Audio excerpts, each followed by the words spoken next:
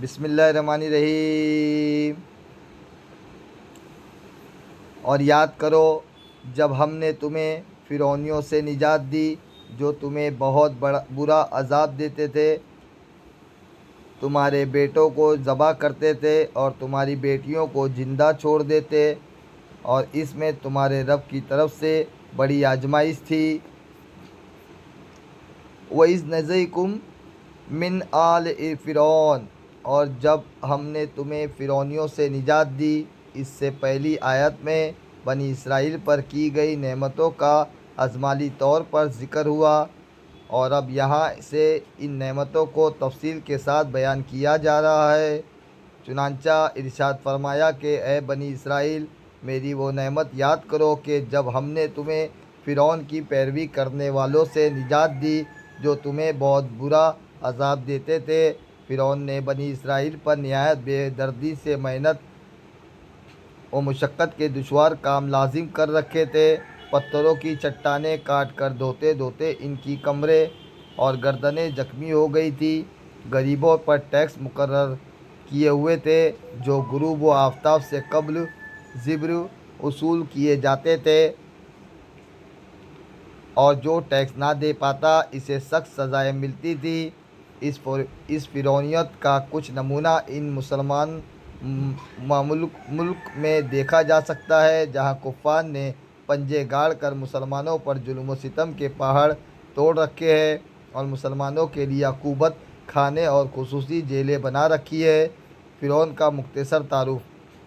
جس طرح فارس کے بادشاہ کا لقب کسری، روم کے بادشاہ کا قیصر اور جسا کے بادشاہ کا لقب نجاشی تھا، اسی طرح کتبی اور عمالیقہ قوم سے تعلق رکھنے والے مصر کے بادشاہوں کا لقب فرعون ہوتا تھا۔ حضرت موسیٰ علیہ السلام کے زمانے کے فرعون کا نام ولید بن مصعب بن ریا تھا، اور اس آیت میں اسی کا ذکر ہے۔ اس کی عمر 400 سال سے زیادہ ہوئی۔ نیز اس آیت میں آل فرعون سے اس کی پیروکار مراد ہے۔ یذبحون ابناءکم، وہ تمہارے بیٹوں کو ذبح کرتے تھے۔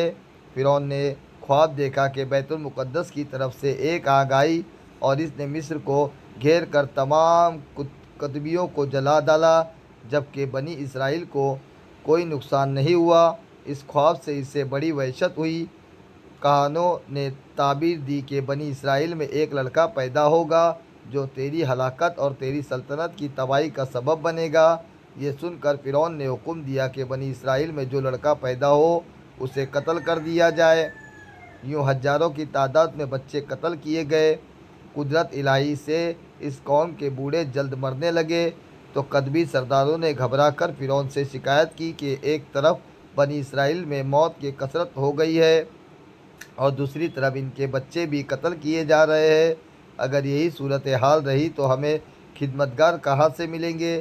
اس پر فرعون نے حکم دیا کہ 1 سال بچے قتل کیے جائے اور 1 سال چھوڑ دیے جائے۔ تو جو سال چھوڑنے کا تھا اس میں حضرت ہارون علیہ السلام پیدا ہوئے، اور قتل کے سال حضرت موسیٰ علیہ السلام کی ولادت ہوئی۔